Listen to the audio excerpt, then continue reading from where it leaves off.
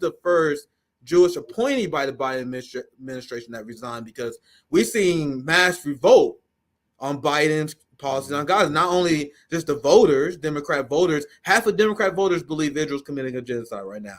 Not only that, you have staffers that were forced to protest in mass because they didn't want to be retaliated against. Now you have the Jewish staffer, Lily Greenberg Hall, who resigned, and I'm putting respect on Lily's name. I'm just going to explain to you guys who she is.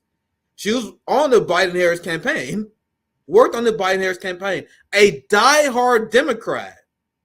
When you read a little bit of her letter, kind of like, ugh. I still believe in Democrats, all that kind of shit. So this is not like a radical anti-imperialist Palestinian that we're dealing with here.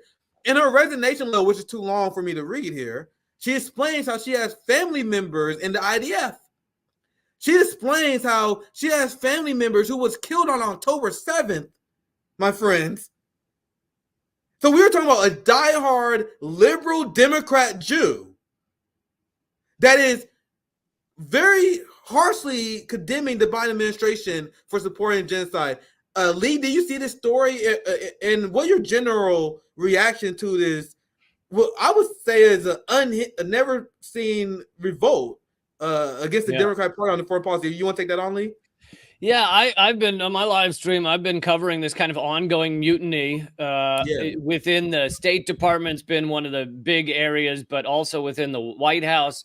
Staffers, I mean, many of them are just putting forward letters saying, you know, that you need to cut off weapons. This is a genocide, it's ethnic cleansing. But there are many who are leaving their positions, leaving their careers, willing to threaten their careers, because who knows if they're trying to get similar positions in the future, they may not be hired because they step down.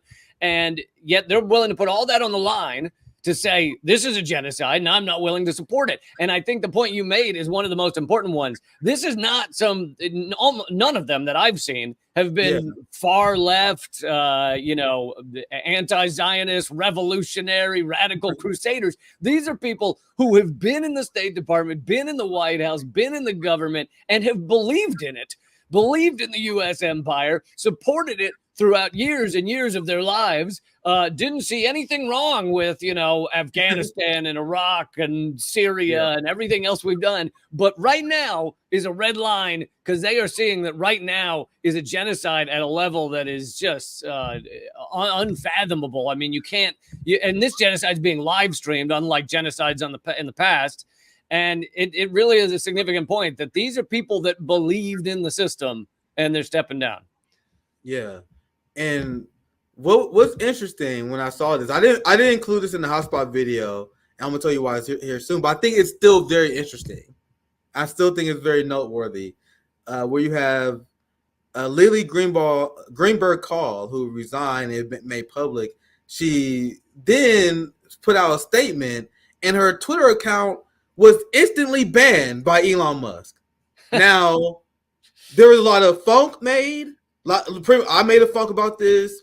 My friend says a hotspot. Pretty much all the big accounts did, and they was forced to reinstate her account. That's why I ultimately let it out of the hotspot video. But what does it say? Like, you had this immediate banning, and we are seeing with the banning of Clint Clarenberg as well, a friend of RBN. We're seeing Elon and Twitter and like it's game time. Like all the big players got the message from Israel. Like, it's game time now. You got to follow our direction. But the audacity of them banning her in such a malicious way, and you guys see they got so much pushback, they reinstated her. Well, and you can't know whether it was Elon Musk personally who did it, but to be fair, it was very odd where Elon Musk, I can't remember what he said, some criticism of Israel. And then he was brought on the, Israel propaganda tour where they took him around. They showed him, with Netanyahu by his side, and who knows what they said to him. I mean, God knows what was said behind closed doors. But all of a sudden, Elon has a come to Moses moment, and he suddenly is all for the genocide and, posts just insane things supporting this ongoing ethnic cleansing.